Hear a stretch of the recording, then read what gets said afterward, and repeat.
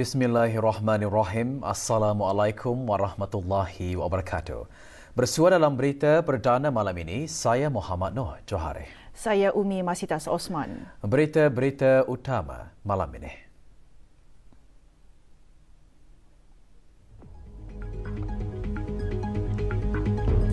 Cuaca negara Brunei Darussalam diramal cerah dan panas dengan suhu antara 32 dan 35 darjah Celsius.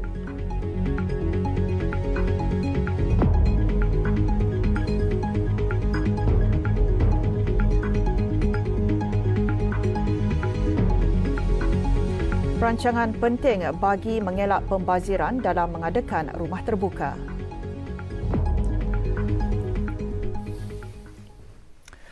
Negara Brunei Darussalam sekarang berada dalam tempoh peralihan monsun. Pada lazimnya, kesan angin tempatan memainkan peranan yang penting dalam mempengaruhi cuaca harian negara. Sejak beberapa hari kebelakangan, negara telah mengalami keadaan cuaca yang agak panas pada waktu siang dengan hujan berasingan berlaku sementara di kawasan pesisiran sekitar waktu tengah hari. Berdasarkan rekod klimatologi, purata suhu udara maksimum bagi negara Brunei Darussalam untuk bulan April ialah 32.7 darjah Celsius. Setakat ini, stesen pencerapan cuaca lapangan terbang antarabangsa Brunei merekodkan suhu udara maksimum 36.4 darjah Celsius pada 24 April 2023. Cuaca negara pada beberapa hari yang akan datang dijangka cerah dan panas, di mana suhu udara diramalkan di antara 32 ke 35 darjah Celsius pada waktu siang. Walau bagaimanapun, hujan atau hujan berpetir dijangka berlaku di kawasan pedalaman pada waktu petang dan boleh merebak ke kawasan pesisiran pada waktu malam. Orang ramai dinasihatkan untuk mengambil langkah pencegahan kejadian cuaca panas yang masih diramalkan berlaku. Terdapat juga risiko berlakunya banjir kilat di kawasan pedalaman, terutamanya di kawasan-kawasan rendah dan mudah banjir, serta di kawasan berdekatan tebing sungai semasa hujan lebat yang berterusan dan semasa kejadian air pasang. Orang ramai, para pemandu di jalan raya dan juga para pelaut dinasihatkan supaya sentiasa peka dengan ramalan, nasihat dan amaran cuaca terkini yang dikeluarkan oleh Jabatan Kaji Cuaca Brunei Darussalam dan membuat perancangan yang bersesuaian untuk keselamatan semua. Maklumat cuaca terkini boleh diperolehi melalui talian cuaca 114 atau melayari laman sesawang Jabatan Kaji Cuaca atau melalui laman Facebook Brunei Weather, Instagram @brunei.weather dan saluran Telegram Brunei Weather.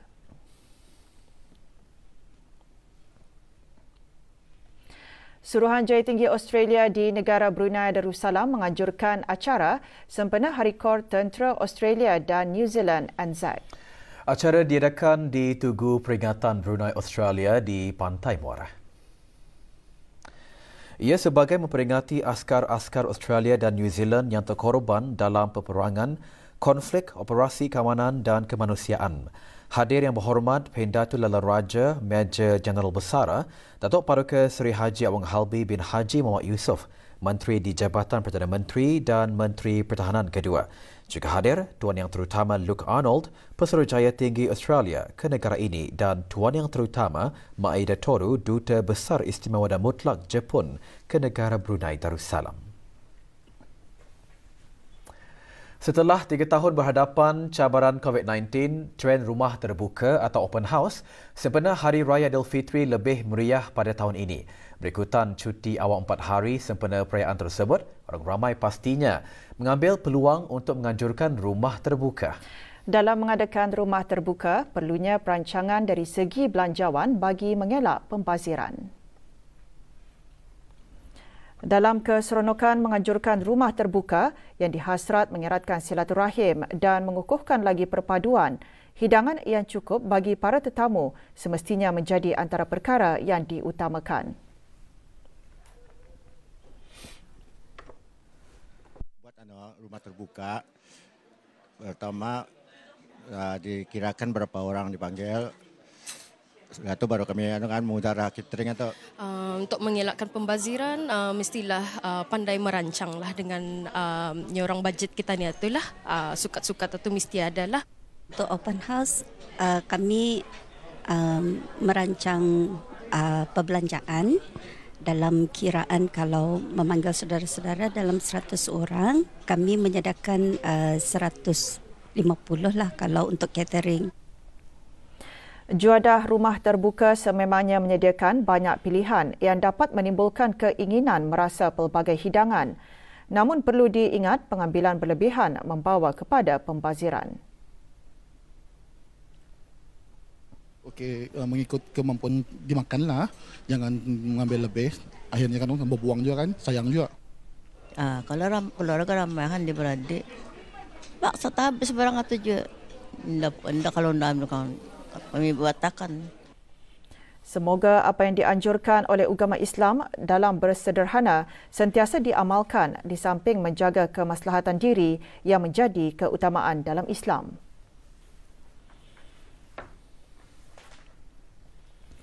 Hari Raya Aidilfitri merupakan sambutan yang ditunggu oleh umat Islam setelah sebulan berpuasa. Meskipun tiba setiap tahun, tetapi sambutan Hari Raya Aidilfitri mungkin sudah banyak berubah jika dibandingkan dengan zaman dahulu dan sekarang. Perubahan tersebut seiring dengan kepelbagaian kemajuan yang telah banyak merubah kehidupan manusia. Tradisi sambutan Hari Raya turut menerima kesan daripada perubahan zaman. Bagi mereka yang membesar dari era tahun-tahun dahulu, sememangnya perbezaan dapat dirasakan dalam menyambut Hari Raya Aidilfitri. Berkunjung rumah ke rumah suatu ketika dahulu adalah saat yang paling dinanti oleh kanak-kanak kerana mereka berasa gembira dapat berkumpul dengan kawan-kawan mengelilingi kampung.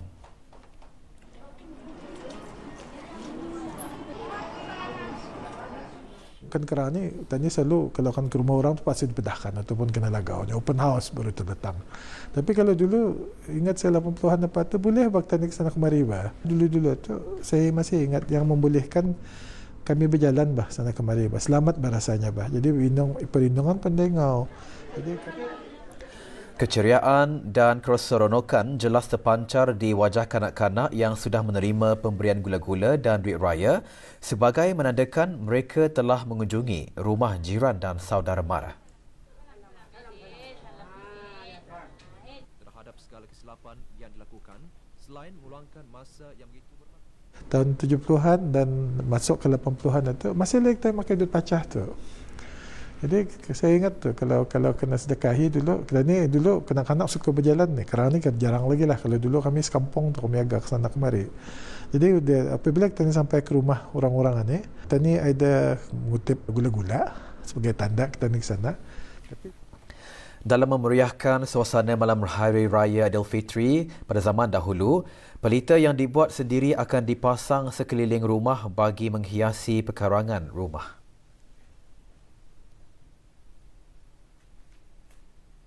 Membuat cucul, sama ada cucul tanglung ataupun cucul daripada bulu, daripada tin, daripada dian dan butul pun ada disediakan suatu butul tu. Jadi apabila sudah orang siap barang tu, kalau macam sampai saat kan bahir raya, jadi digantunglah dia di jendela tu di jendela tu. Kadang-kadang dia di pentaran. Suasana ketibaan Syawal lebih terasa dengan beberapa jenis hidangan kuih muih tradisional hasil buatan tangan sendiri meskipun disambut secara sederhana. Mesti ada ekspor diorang kan? Kalau masa ni orang bermacam-macam kuih lah. Tapi dulu orang ada 45 macam salah kuihnya. Kemudian minumannya terkenal masa tu lemonade. Lemonade ni akan disusun di atas meja lah. Atas meja, kemudian di samping kuih-kuihnya tu ditutup sama kain kasak.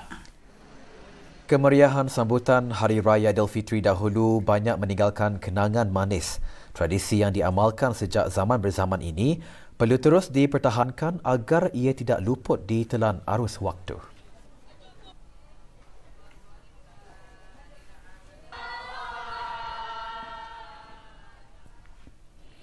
Alat menangkap ikan atau udang secara tradisional masih mendapat permintaan tinggi di negara ini.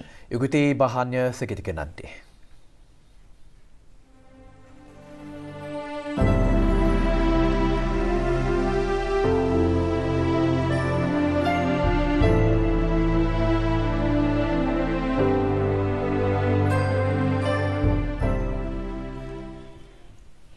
Mementingkan kesihatan fizikal sepanjang bulan Syawal bukanlah sesuatu perkara yang mudah untuk dilakukan. Seperti lazimnya, sambutan Hari Raya Aidilfitri diisi dengan amalan, kunjung mengunjungi dan menghadiri jemputan rumah terbuka yang sekaligus menghadkan masa untuk melakukan aktiviti fizikal. Helmi Abdullah Fitness HAF mengambil peluang di bulan Syawal ini dengan mengadakan Raya Bootcamp selama 3 hari bermula pada 2 Syawal lagi. Raya Bootcamp merupakan aktiviti tahunan Helmi Abdullah Fitness bagi membantu orang ramai untuk membuat aktiviti ketahanan fizikal sebelum memulakan hari mereka dengan berkunjung ke rumah saudara mara dan sahabat handai. Program yang bermula seawal pukul 7 pagi itu mendapat sambutan begitu menggalakkan sejak diadakan 8 tahun lalu.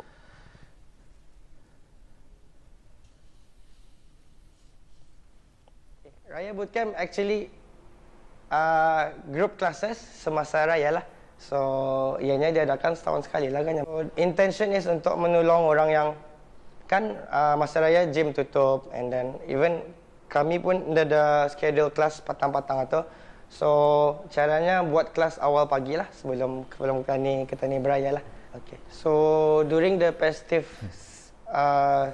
season ni memang macam raya ni, for me my personal advice, it's okay to macam makan nyaman sedikit tapi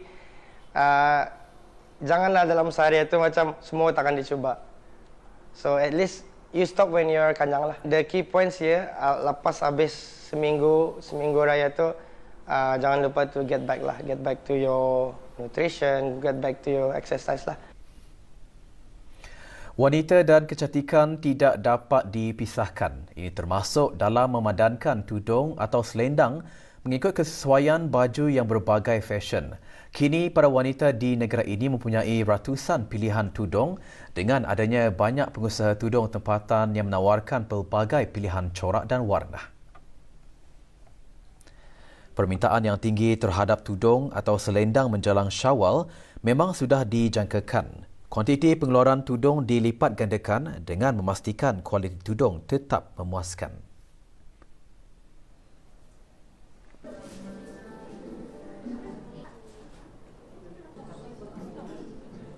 Alhamdulillah biasanya pada bulan Ramadan ini permintaan meningkat berbanding dengan bulan-bulan yang lain lah. So biasanya kami akan meningkatkan sedikit kuantiti production kami dan membanyakkan lagi pilihan-pilihan warna dan desain-desain untuk dipilih. Memang permintaan terhadap tudung meningkat khususnya tibaan Syawal. Pengeluaran kami meningkat sehingga 3 kali ganda bagi memenuhi permintaan pasaran. Masa Lebaran memang demand very high, so kami dari last year sampai ini kami increase kami punya inventory. Dari dulu kami buat 300 sahaja, tapi now kami bawa 700 helai tudung. Alhamdulillah meningkat dan right now kami sudah menjual around 600 tudung cuma tu. Berpenampilan menarik lebih-lebih lagi di bulan Syawal ini pastinya menjadi suatu kemestian bagi setiap wanita. Bagi pengusaha tudung pula, inilah peluang meningkatkan kuantiti jualan termasuk menawarkan potongan harga menarik. Ucapan selamat Hari Raya menjadi pengganti diri bagi yang tidak berpeluang untuk bersua muka di Syawal ini. Auda kami kongsikan beberapa ucapan Hari Raya Aidilfitri.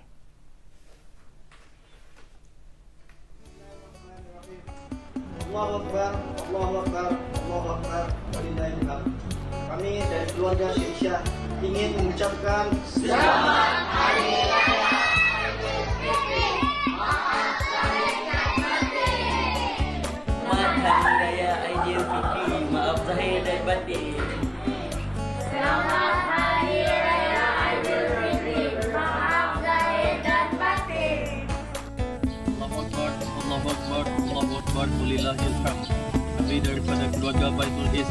mengucapkan Selamat Hari Raya Aidilfitri. Maaf zahir dan batin. Kami dari Sekolah Rendah Anggrek Desa ingin mengucapkan Selamat Hari Raya Aidilfitri. Maaf zahir dan batin. Kami dari sebagian Depok mengucapkan Selamat Hari Raya Aidilfitri. Maaf zahir dan batin. Ingin mempelajari teknik betul membaca Al-Quran, Pusat Pembacaan Nadi Al-Quran atau Nadi Quranic Learning Center antara yang menyediakan kelas mengaji secara bersistematik menggunakan teknik neuronadi iaitu kaedah mudah belajar. Zulfadli Haji Kasim membawakan laporannya.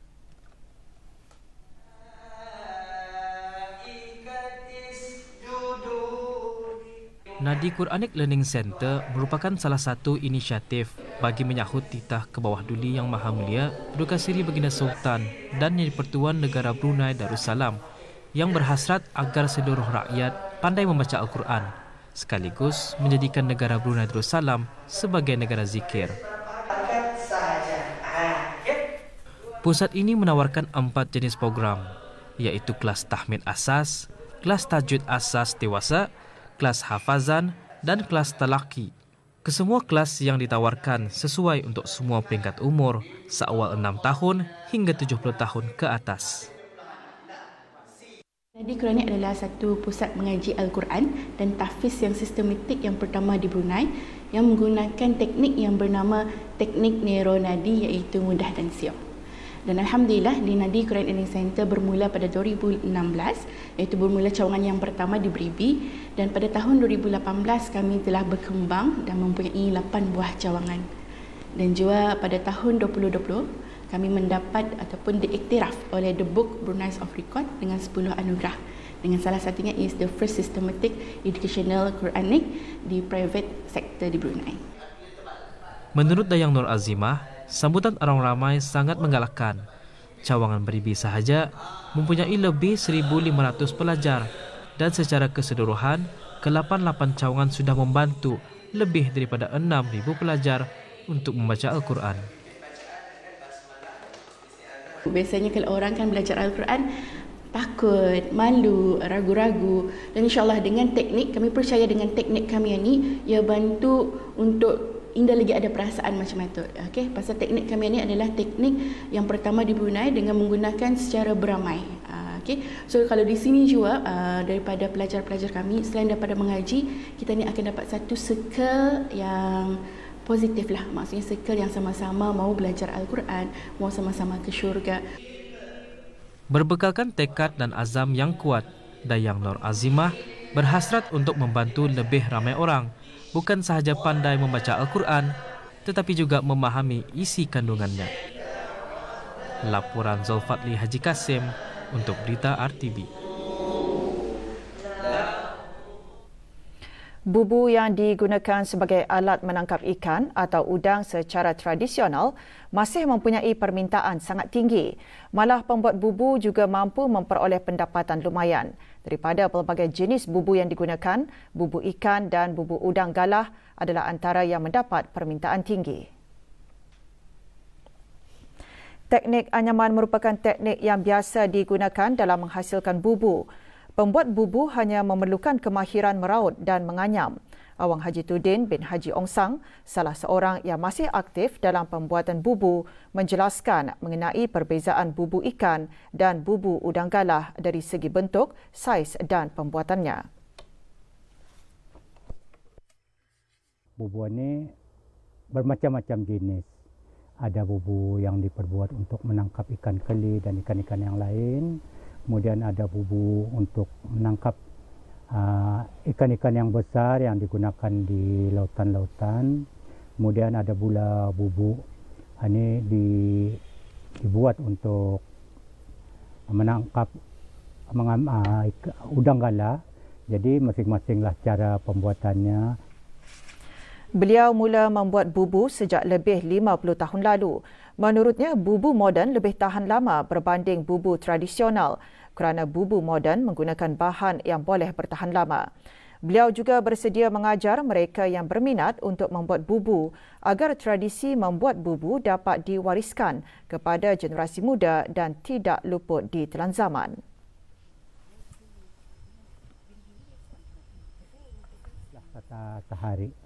Sehari dapat kita ni guna. Kadang-kadang kita ni kalau bahan sudah tersedia, kita ni dapat 2 atau 3 biji sehari. Kalau ketahanan, bubu daripada bubu bila ni paling anu pun dalam 3 tahun atau lebih. Tapi kalau bubu plastik dengan dibuat daripada dawai-dawai yang tertentu, ia akan bertahan lama. Kali 4-5 tahun pun boleh kita ni gunakan. Biasanya kadang-kadang ada je pelanggan kita ni memerlukan bubu seperti ini. Nanti dibuatkanlah, kemudian dijual dengan harga yang tertentu mengikut saiz. Para penggemar kucing kini boleh mengunjungi kafe kucing Neko Paradise yang terletak di Kampung Tagap Jerudong. Sejak dibuka pada Mac tahun lepas, kafe tersebut menjadi tempat menarik bagi mereka yang tidak berpeluang memelihara kucing sebagai haiwan peliharaan. Menurut dayang Natasha Emeralda Leong binti Muhammad Haziman, pengasas Neko Paradise, idea untuk menubuhkan kafe ini tercetus apabila beliau berkesempatan melawat beberapa kafe kucing di luar negara bersama keluarga. Walaupun terdapat beberapa kafe kucing di negara ini, Neko Paradise mempunyai keistimewaan tersendiri seperti taman permainan khas untuk kucing dan air terjun di taman. Neko Paradise is a playground of more than 20 cats of different breeds. So it is a place where cat lovers can come and meet and take pictures with our cats, as well as you can have food and beverages and you're able to distress yourself here. Pada masa ini, kafe ini mempunyai lebih 20 bakal kucing yang berbeza. Orang ramai yang ingin mengunjunginya boleh menghubungi pemilik kafe terlebih dahulu untuk membuat tempahan atau menerusi Instagram @NekoParadise.